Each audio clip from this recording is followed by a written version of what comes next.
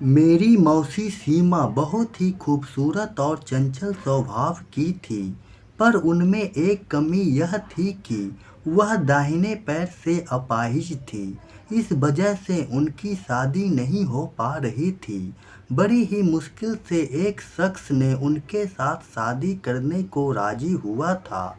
मौसी की शादी तो हो चुकी थी, पर उनके जीवन से चैन, सुकून और खुशियाँ जा चुकी थी, क्योंकि जिस शख्स ने सीमा मौसी से शादी की थी वह बहुत बड़ा शराबी और ना जाने किन किन लतों का आदी था।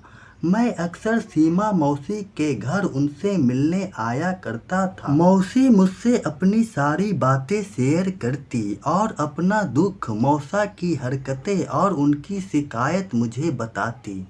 मेरे घर पर रहने से उनकी बोरियत और तनाव थोड़ी कम रहती थी। इस वजह से वह मुझे हमेशा अपने घर बुला लेती थी। आज मेरी सीमा मौसी का जन्मदिन था।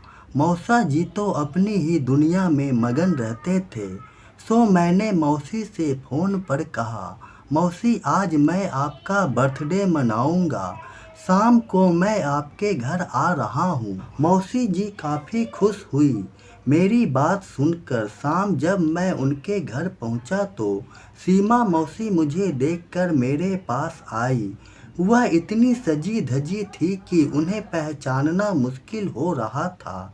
मैंने कहा, मौसी यह क्या आपने और किसी को नहीं बुलाया? अरे नहीं, बस तू आ गया, यही बहुत है।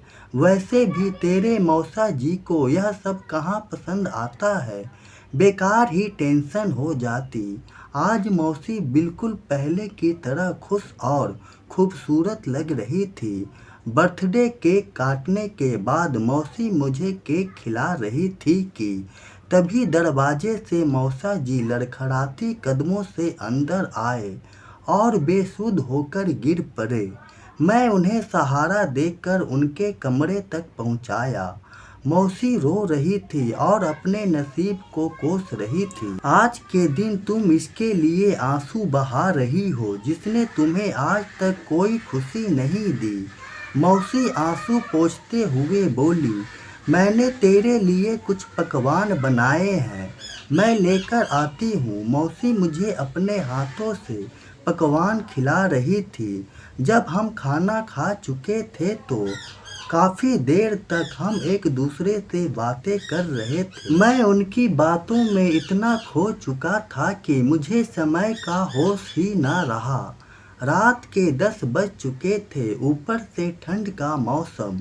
मैं अपने घर जा ही रहा था कि तभी मौसी ने मुझे घर जाने से रोक लिया और कहा, इतनी ठंड में कहाँ जाएगा, सुबह चले जाना।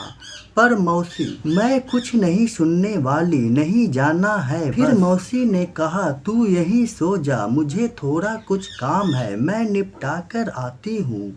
मैं कमरे में आराम करने लगा। मुझे नींद नहीं आ रही थी तो मैंने टीवी पे एक मूवी चला दिया जिसका नाम था बेबसी।